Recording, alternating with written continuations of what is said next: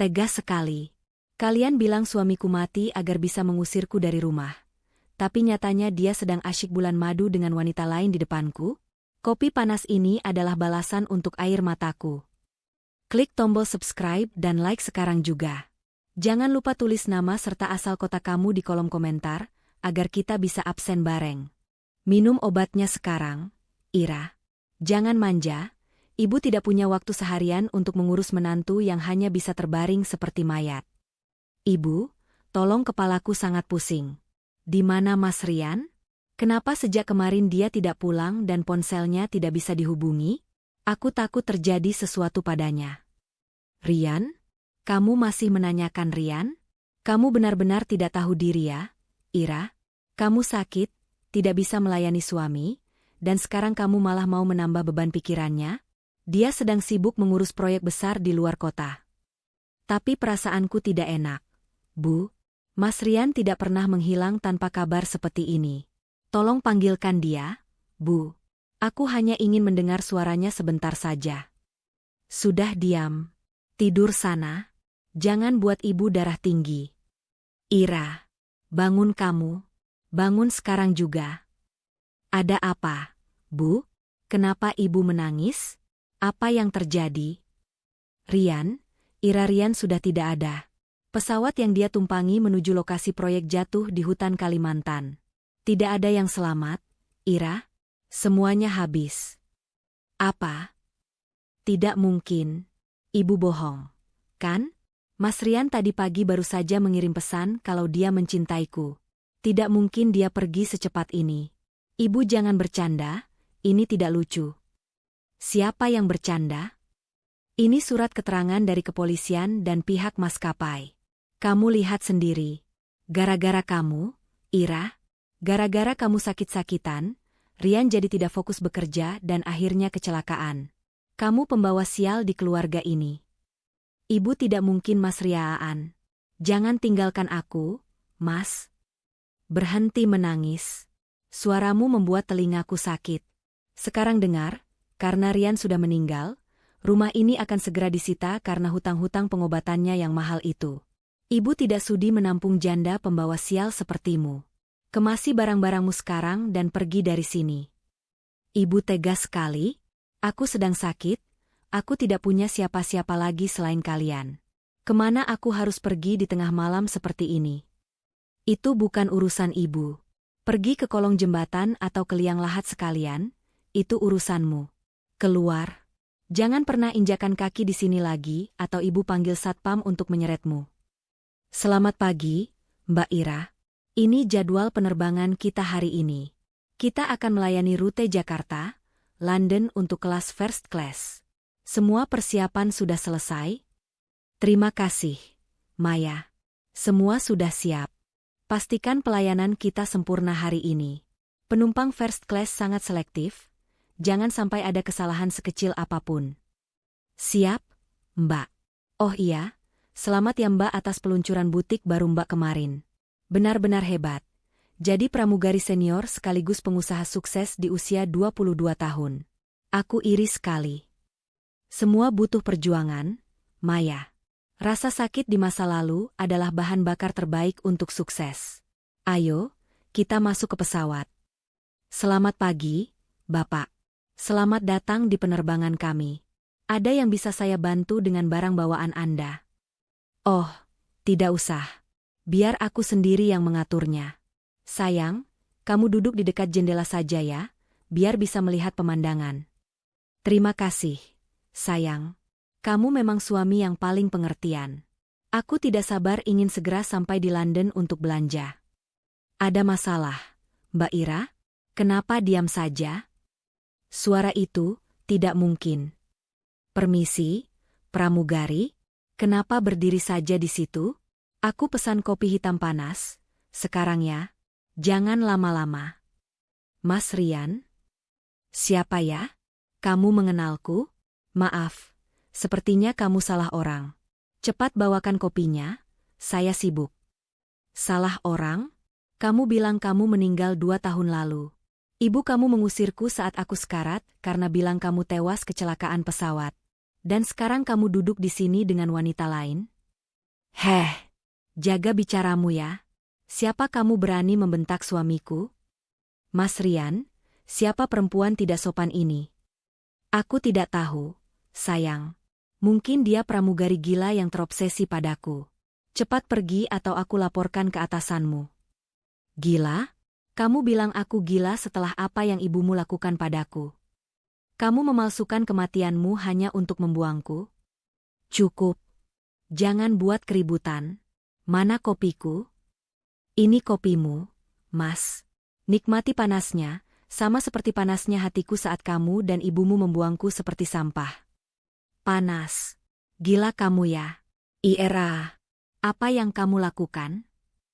Oh, jadi sekarang kamu ingat namaku? Kamu refleks menjerit, Ira, saat kulitmu melepuh. Mas, ternyata ingatanmu sangat bagus jika dipancing dengan rasa sakit. Mas Rian, kamu kenal dia? Kamu bilang kamu belum pernah menikah sebelumnya. Apa maksud semua ini?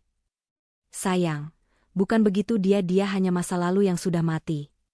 Masa lalu yang sudah mati? Kamu salah, Mas. Aku adalah masa depan yang akan menghancurkan hidupmu dan ibumu. Nikmati perjalanan ini, karena saat mendarat nanti, kejutan yang sebenarnya baru saja dimulai. Lepaskan tanganmu, Mas. Jangan berani-berani menyentuh seragamku dengan tangan kotormu itu. Ira, tutup mulutmu. Kamu sudah gila ya? Kamu hampir membuatku cacat karena kopi panas ini. Dan apa-apaan bicaramu tadi? Mati? Siapa yang mati? Oh, aktingmu luar biasa. Mungkin kamu harus berhenti jadi penipu dan mulai jadi aktor. Kamu tidak tahu kalau ibumu, Bu Sandra yang terhormat itu, mengusirku tengah malam saat aku sekarat? Dia bilang kamu hancur berkeping-keping dalam kecelakaan pesawat di Kalimantan. Dia menunjukkan surat kematianmu, Mas. Dan sekarang, kamu duduk di sini, bernapas, bahkan punya cukup tenaga untuk berselingkuh. Mas Rian, jelaskan padaku sekarang juga. Siapa perempuan ini? Kamu bilang kamu yatim piatu dan tidak pernah menikah. Siapa Ira ini? Sayang, tenang dulu, dia ini hanya orang gila yang mengaku-ngaku. Ira, pergi sekarang atau aku pastikan hari ini adalah hari terakhirmu bekerja sebagai pramugari. Laporkan saja, Mas. Silakan. Kamu pikir aku masih Ira yang dulu? Ira yang lemah, yang menangis memohon belas kasihan ibumu agar tidak dibuang ke jalanan? Laporkan aku ke maskapai ini, dan aku akan pastikan seluruh penumpang di kabin first class ini tahu kalau penumpang di kursi 2A adalah seorang pengecut yang memalsukan kematiannya sendiri demi lari dari hutang dan tanggung jawab. Kurang ajar. Kamu. Kenapa? Takut? Takut wanita kaya di sampingmu ini tahu kalau kamu sebenarnya hanya parasit yang sedang mengincar hartanya? Kamu pikir aku tidak tahu siapa wanita ini? Dia Clarissa, anak pemilik grup perhotelan yang sedang terlilit hutang, kan? Dan kamu mencoba masuk ke keluarganya untuk menyelamatkan lehermu dan ibumu. Ira, cukup. Kita bicara di belakang. Jangan permalukan aku di sini. Permalukan? Mas? Rasa malu itu sudah hilang saat ibumu menyeret koporku ke pagar rumah dan meludahi wajahku sambil bilang aku pembawa sial. Sekarang, giliranmu yang merasakan bagaimana rasanya dipermalukan di puncak ketinggian. Pramugari. Panggil kapten. Saya tidak terima dilayani oleh pelayan kasar seperti dia. Dia menyerang saya. Panggil saja, Mas. Kebetulan sekali, kapten dalam penerbangan ini adalah rekan bisnis di perusahaan ekspor-imporku. Kamu mau tahu sesuatu yang lebih menarik? Pesawat yang kamu tumpangi ini? Maskapai ini baru saja menandatangani kontrak eksklusif pengadaan logistik dengan perusahaanku. Jadi, secara teknis, kamu adalah tamu di wilayah kekuasaanku. Perusahaan? Kamu? Jangan membual, Ira. 2 tahun lalu kamu itu cuma sampah yang tidak punya sepeser pun uang untuk beli obat. Itu 2 tahun lalu, Mas. Saat aku percaya kalau cinta bisa memberiku makan. Tapi setelah kalian membuangku, aku belajar kalau otak dan dendam jauh lebih berguna daripada air mata. Aku bangkit, aku membangun bisnisku dari nol, dan sekarang aku berdiri di sini sebagai pemilik aset yang bahkan tidak bisa kamu impikan. Mas Rian, Aku tidak peduli siapa dia, tapi aku tidak mau berada di dekat perempuan ini lagi. Usir dia. Maaf, Mbak Clarissa, tapi di pesawat ini, sayalah yang menentukan siapa yang layak dilayani dan siapa yang harus diawasi. Dan untukmu, Mas Rian, nikmati sisa penerbanganmu. Karena begitu roda pesawat ini menyentuh aspal London, pengacaraku sudah menunggumu di pintu kedatangan dengan surat gugatan atas penipuan asuransi dan pemalsuan dokumen negara. Asuransi? Apa maksudmu, Ira? Tanya pada ibumu tersayang. Dia mencairkan dana asuransi kematianmu atas namaku, lalu menggelapkannya untuk membayar hutang judi kalian. Kalian pikir aku tidak akan pernah tahu? Kalian pikir aku akan mati di jalanan? Sayangnya, Tuhan punya rencana lain. Aku hidup, aku kaya, dan aku datang untuk mengambil kembali semua yang kalian curi dariku, termasuk harga diriku. Ira, tunggu. Kita bisa bicarakan ini baik-baik. Aku dipaksa ibu, Ira. Aku tidak tahu kalau dia bilang aku mati. Simpan pembelaanmu untuk di pengadilan nanti, Mas. Maya, tolong bawakan tisu dan air es untuk bapak ini. Sepertinya otaknya terlalu panas sampai lupa kalau dia masih punya istri sah yang belum pernah dia ceraikan. Apa? Istri sah? Rian, kamu membohongiku? Nikmati kehancuranmu, Mas. Ini baru permulaan dari 7 hari neraka yang sudah aku siapkan untukmu dan ibumu. Berhenti memohon, Mas. Suaramu terdengar sangat menjijikkan di telingaku. Maya, pastikan penumpang di kursi 2A ini tidak membuat keributan lagi sampai kita mendarat. Jika dia berontak, jangan ragu untuk memanggil pihak keamanan bandara saat tiba nanti. Ira, jangan lakukan ini. Kita bisa bicara, aku bisa tinggalkan Clarissa sekarang juga kalau itu yang kamu mau. Terlambat, Mas. Kamu bukan hanya meninggalkan aku, tapi kamu membunuhku secara mental 2 tahun lalu. Sekarang, diamlah dan nikmati sisa waktumu sebagai orang bebas. Ira melangkah dengan anggun keluar dari gerbang kedatangan. Kacamata hitam bermerek menutupi matanya, namun aura kekuasaan terpancar dari setiap langkahnya. Di belakangnya, 2 orang pria berjas hitam sudah menunggu. Nyonya Ira, semua sudah siap. Kami sudah melacak keberadaan Ibu Sandra. Dia tidak berada di Indonesia. Di mana dia sekarang? Sesuai dugaan Anda. Dia berada di sebuah villa mewah di pinggiran London. Sepertinya dia menggunakan uang asuransi dan sisa dana penyelewengan itu untuk membeli properti di sini atas nama orang lain. Bagus. Rian sedang diurus oleh tim hukum kita di bandara, kan? Benar, Nyonya. Dia tidak bisa melarikan diri. Paspornya sudah diblokir atas permintaan firma hukum Anda terkait kasus penipuan dokumen. Antarkan aku ke villa itu. Aku ingin melihat wajah wanita tua itu saat melihat mayat menantunya berdiri di depan pintunya. Bu Sandra sedang duduk santai di teras villanya, menyesap teh Inggris sambil menghitung tumpukan perhiasan baru yang ia beli. Senyumnya lebar, membayangkan Rian akan segera membawa pulang Clarissa, sang pewaris hotel yang akan menjadi tambang emas baru mereka. Ah, hidup memang harus dinikmati. Untung saja si Ira sialan itu sudah mati membusuk di jalanan. Kalau tidak, mana mungkin aku bisa seaman ini di London, gumam Bu Sandra pada dirinya sendiri. Pelayan, buka pintunya. Siapa yang bertamu sore-sore begini? Karena tidak ada jawaban dari pelayannya, Bu Sandra dengan gerutu berjalan menuju pintu besar itu. Ia membukanya dengan kasar. Siapa sih yang berani mengganggu? Kalimat Bu Sandra terhenti. Gelas teh di tangannya jatuh hancur berkeping-keping. Wajahnya yang tadinya kemerahan karena sinar matahari mendadak pucat pasi, putih seperti kertas. Hai, Ibu mertua. Apa kabar? Sepertinya tehnya terlalu panas sampai ibu menjatuhkannya. Ira? Kamu setan? Kamu sudah mati. Aku sendiri yang memastikan kamu diusir tanpa membawa uang sepeser pun.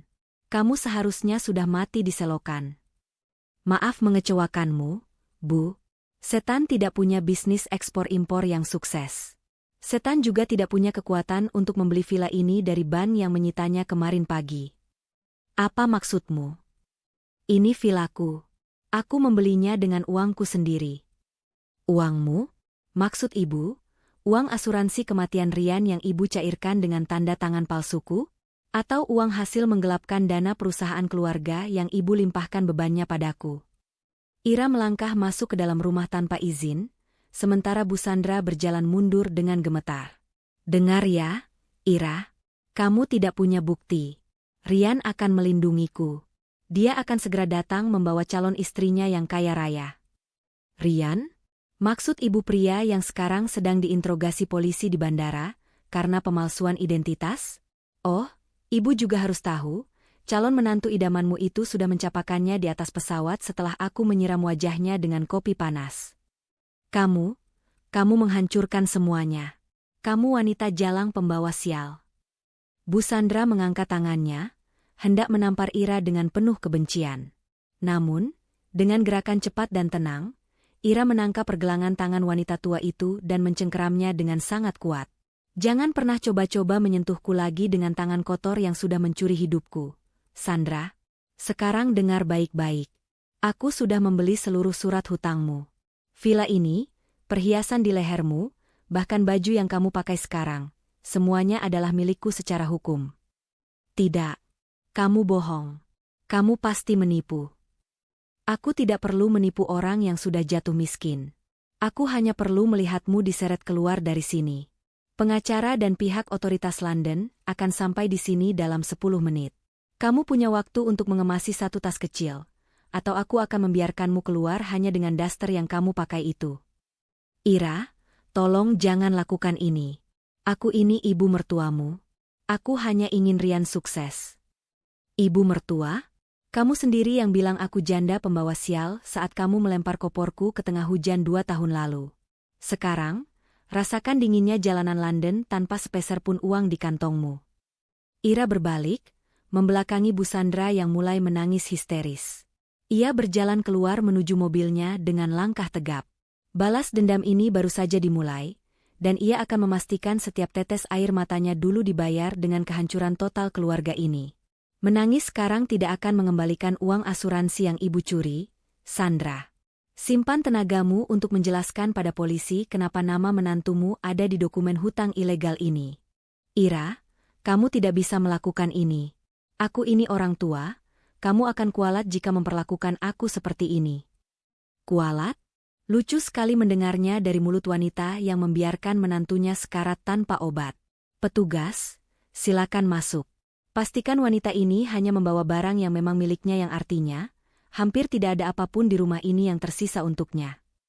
Ira melangkah keluar dari villa itu dengan senyum kemenangan, membiarkan jeritan histeris Bu Sandra memudar di belakang pintu yang kini terkunci rapat oleh pihak otoritas. Namun, Ira belum selesai. Ada satu kepingan lagi yang harus ia hancurkan, harga diri Rian. Rian duduk dengan tangan gemetar di sebuah ruangan dingin. Ia baru saja dilepaskan dari imigrasi setelah tim hukum Ira menarik, sementara laporan mereka, sebuah taktik untuk menarik Rian masuk ke dalam jebakan yang lebih besar. Di depannya, Ira duduk dengan tenang, menyesap wain merah yang warnanya semerah dendamnya. Ira, tolong dengarkan aku dulu. Ibu yang merencanakan semuanya. Dia bilang kalau aku tidak pura-pura mati, penagih hutang akan membunuh kita semua. Aku terpaksa, Ira. Aku selalu mencintaimu. Mencintaiku? Jadi, mencintaiku itu bentuknya adalah memeluk Larissa di kursi first class dan mengaku lajang di depanku? Kamu pikir aku bodoh, Rian? Itu hanya akting. Aku mencoba mendapatkan uangnya untuk mencarimu, Ira. Aku bersumpah. Cukup, Rian. Aku sudah muak dengan kebohonganmu. Kamu tahu kenapa aku memintamu datang ke sini? Ira melemparkan sebuah map coklat ke atas meja. Rian membukanya dengan tangan bergetar. Matanya terbelalak melihat isinya.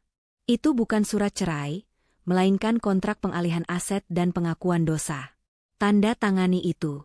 Akui semua penyelewengan dana perusahaan yang ibu lakukan, dan akui bahwa kamu terlibat dalam pemalsuan dokumen kematianmu sendiri.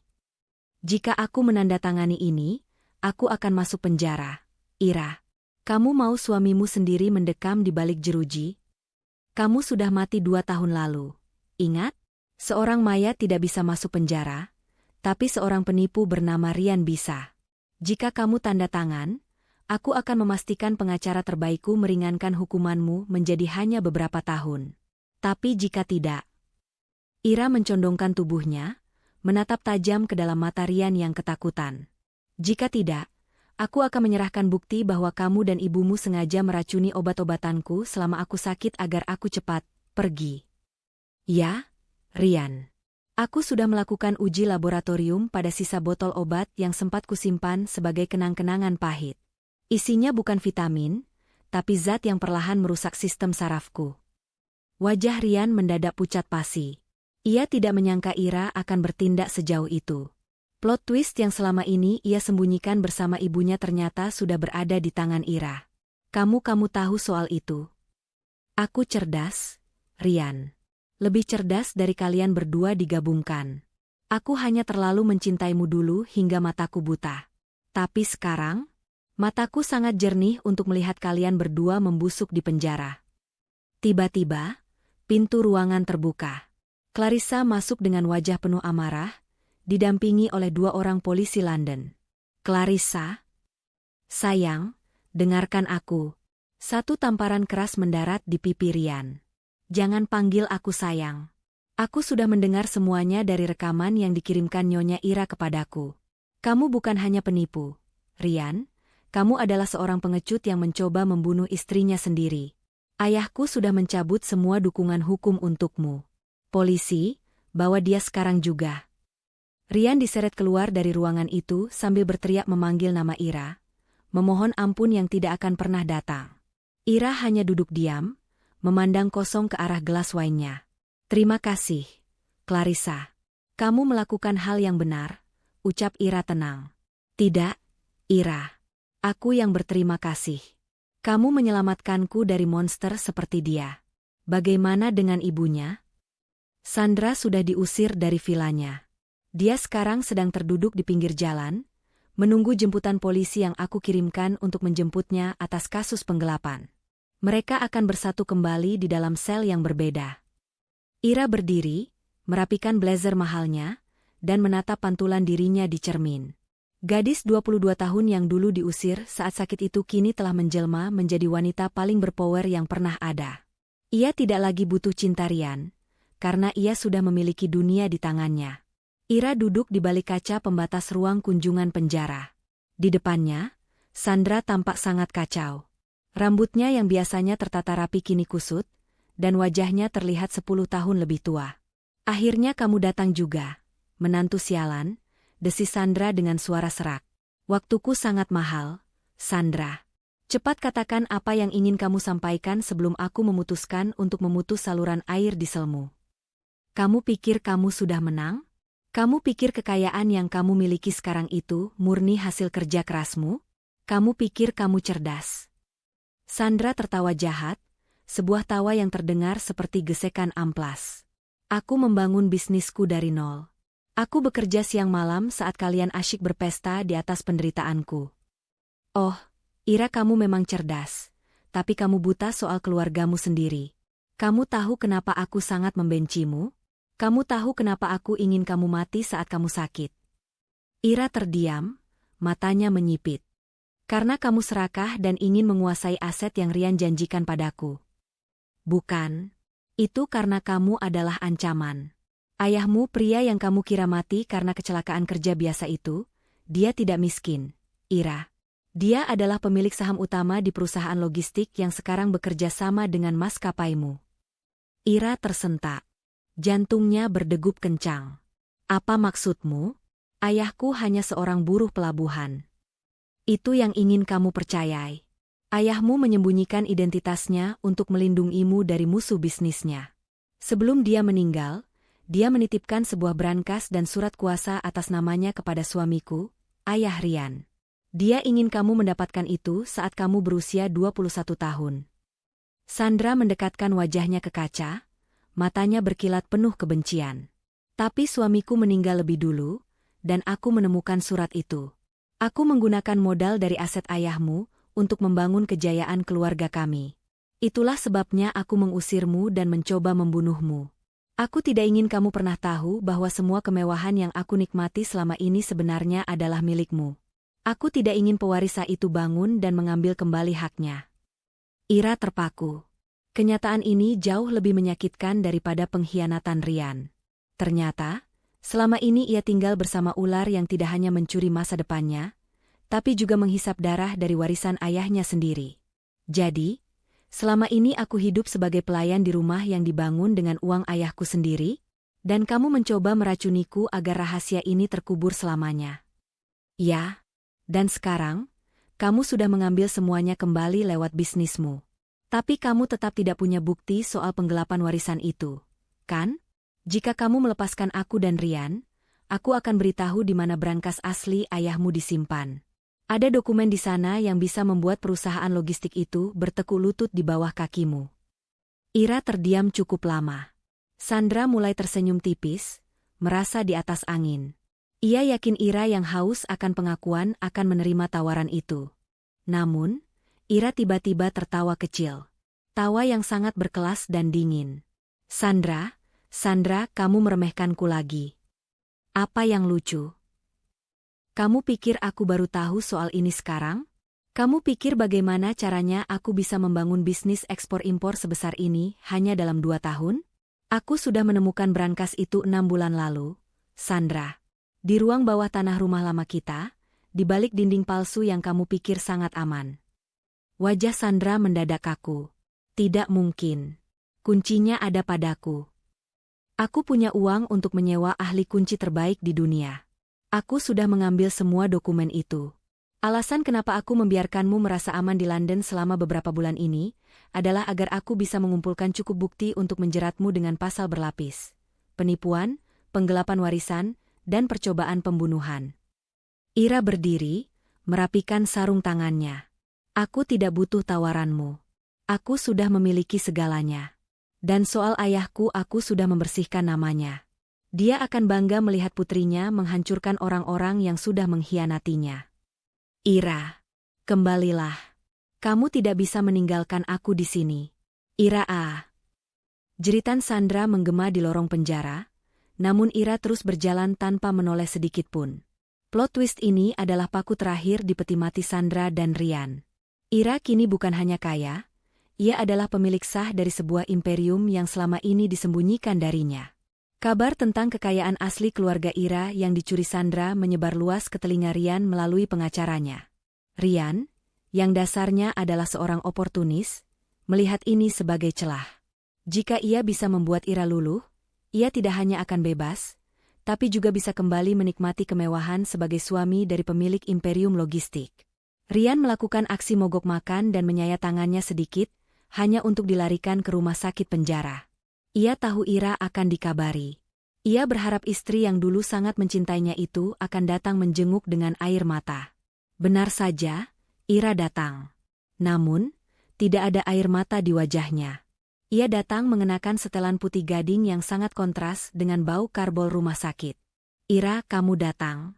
Uhuk, aku tahu kamu masih peduli padaku, ucap Rian dengan suara lemas yang dipaksakan. Wajahnya pucat, tangannya dibalut perban tipis. Aku datang hanya untuk memastikan apakah lukamu cukup dalam untuk membuatmu menyusul kebohongan kematianmu 2 tahun lalu, Mas. Ternyata tidak. Kamu bahkan terlalu takut untuk sekadar menyayat kulitmu sendiri dengan benar. Ira, aku melakukan ini karena aku tidak tahan hidup tanpamu. Aku baru tahu soal rahasia ibu. Aku bersumpah, aku tidak tahu kalau harta itu milik ayahmu. Aku juga korban, Ira. Berhenti bersandiwara, Rian. Kamu adalah orang yang paling tahu tentang racun di obat-obatanku. Kamu yang setiap malam memegang gelas itu dan memaksaku meminumnya sambil berkata, cepat sembuh ya sayang. Kamu ingat itu? Rian terdiam, matanya bergerak gelisah ke arah lain. Kamu tahu kenapa aku tidak pernah melaporkan soal racun itu sejak babak pertama? Karena aku ingin melihat seberapa jauh kamu bisa berbohong. Dan hari ini, kamu membuktikan bahwa kamu lebih rendah dari binatang. Ira, tolong beri aku satu kesempatan. Aku akan menjadi saksi kunci untuk menjebloskan ibu seumur hidup. Aku akan berpihak padamu. Kita bisa mulai dari awal, dengan harta ayahmu, kita bisa jadi pasangan paling berkuasa. Ira berjalan mendekati ranjang Rian. Ia mencondongkan tubuhnya, membisikkan sesuatu yang membuat bulu kuduk Rian berdiri. Kamu ingin tahu sesuatu yang lebih menyakitkan dari sekadar penjara? Clarissa, wanita yang kamu puja di pesawat itu, dia sedang mengandung, Rian.